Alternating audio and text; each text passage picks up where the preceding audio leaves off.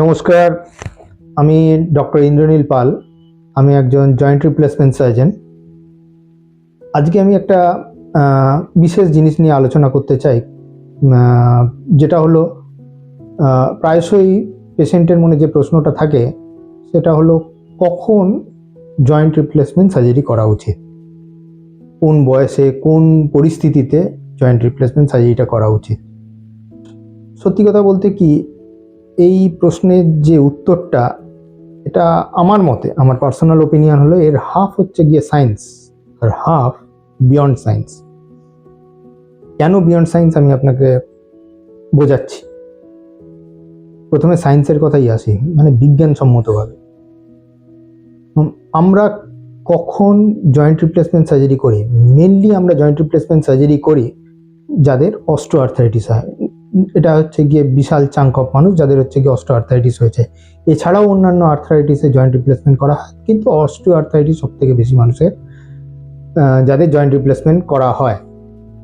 এই joint replacement যখন osteo arthritis শুরু হয় তখন কিভাবে শুরু হয়, আমরা প্রথমে দেখি যে পেশেন্ট প্রথম কমপ্লেন হচ্ছে গিয়ে হাঁটাচলা করতে অসুবিধা হচ্ছে, পেন হচ্ছে। মোটামুটি ধরুন আমাকে যদি 1 কিলোমিটার হাঁটতে হয় 500 মিটার অন্তর অন্তর একবার করে দাঁড়িয়ে পড়তে হচ্ছে। সিঁড়ি দিয়ে ওঠানামা করতে খানিকটা অসুবিধা হচ্ছে, কিছু কিছু মানুষের ক্ষেত্রে উঠতে বেশি অসুবিধা হয়, কিছু কিছু মানুষের নামবার সময় বেশি অসুবিধা হয়। তৃতীয় হচ্ছে গিয়ে সকালবেলা ঘুম থেকে উঠে কিছুক্ষণ বেশ ব্যথা যন্ত্রণা থাকে, ইত্যাদি ইত্যাদি দিয়ে অস্টিও আর্থ্রাইটিসের ব্যথা যন্ত্রণা শুরু হয়। বেশিরভাগ মানুষই, ভারতবর্ষের বেশিরভাগ মানুষই এই সময় ডাক্তারখানায় মোটেও যায় না। পরবর্তীতে যখন এই অস্টিও আর্থ্রাইটিসটা অনেকটা অ্যাডভান্স স্টেজের দিকে আসে, যে সময় ওষুধপত্রের কাজ প্রায় অনেকটাই ফুরিয়ে যায়,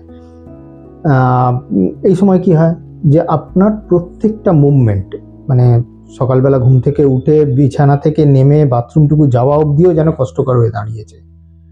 সিঁড়ি দিয়ে ওঠানামা অনেক দিনই প্রায় বন্ধ হয়ে গেছে, কারণ উঠতে বা নামতে বেশ ভালো রকম কষ্ট হয়। লিফট ছাড়া প্রায় চলাচল করা অসম্ভব। নর্মাল আমাদের যে ট্রান্সপোর্ট, যেমন বাস ট্রাম, এগুলোয় ওঠা বন্ধ হয়ে গেছে, কারণ সেই সচলতা আপনার মধ্যে আর নেই।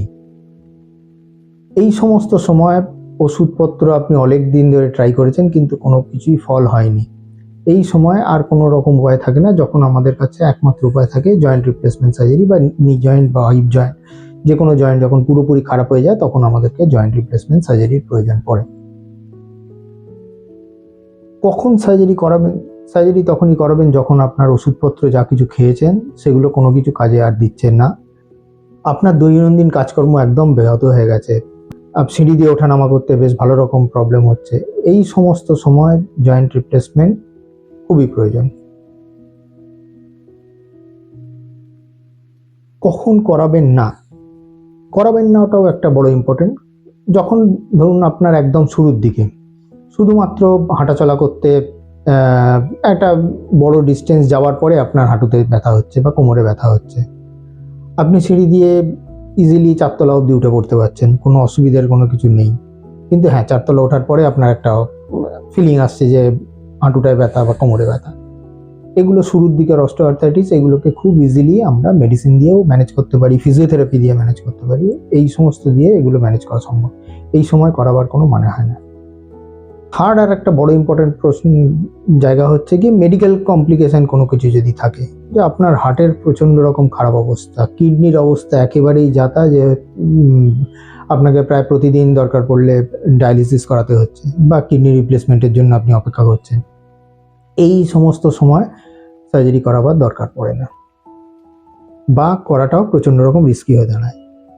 ফুল অ্যান্ড ফাইনাল হচ্ছে গিয়ে যদি হাঁটু বা জয়েন্টের মধ্যে কোনো রকম ইনফেকশান থাকে বা শরীরে অন্য কোথাও ইনফেকশান থাকে।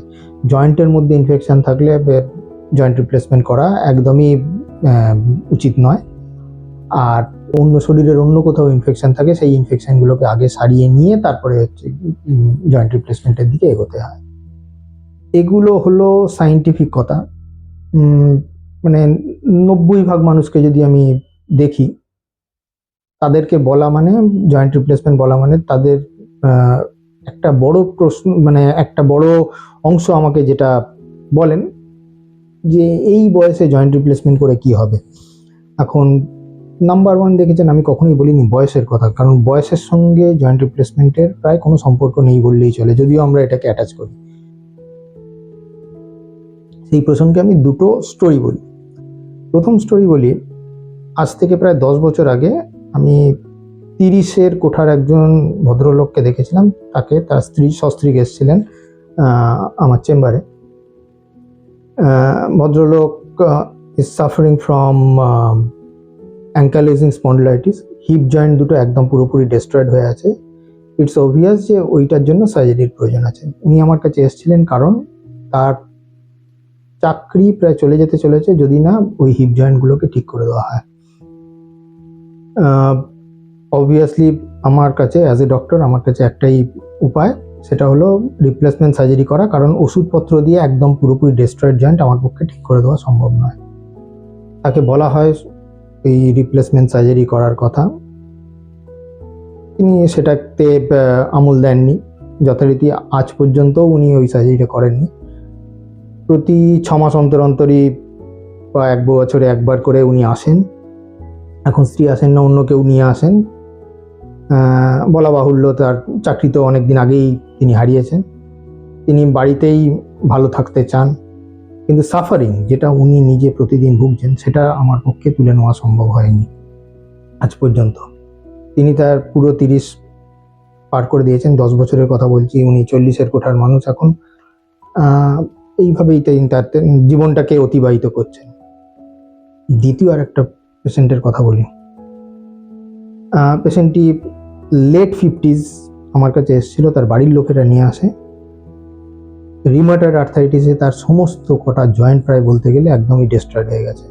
তার বাড়ির লোক আমার কাছে নিয়ে আসে এই জন্য যে এখন তাকে বিছানাতেও শুইয়ে রাখা সম্ভব নয়, এতটাই পেনফুল। ফলে লোকেদের কাজকর্ম তার কারণে ব্যাহত হচ্ছে। যথারীতি আমিও তেনাকে বলি যে জয়েন্টগুলো রিপ্লেস করতে হবে, এবং যেহেতু অনেকগুলো জয়েন্টের ইনভলভমেন্ট একদিনে 1 সপ্তাহের মধ্যে আমার পক্ষে পুরোপুরি রিলিফ দেওয়া সম্ভব নয়। এটা একটা লং টার্ম প্রসিডিওর, প্রায় 2 থেকে 3 মাসের একখানা প্রোগ্রাম, যেখানে একের পর এক জয়েন্টগুলোকে ঠিক করতে হবে, সেটাকে ফিজিওথেরাপি করাতে হবে, রিহ্যাবিলিটেশনের দিকে যেতে হবে। এনিহাউ তিনি আমার কথাটা মেনে নিয়েছিলেন, এবং মেনে নিয়ে তার প্রত্যেকটা জয়েন্টে রিপ্লেসমেন্ট করার পর তিনি আজ পর্যন্ত এখনো অবধি সুস্থ স্বাভাবিকভাবে চলাফেরা করছেন।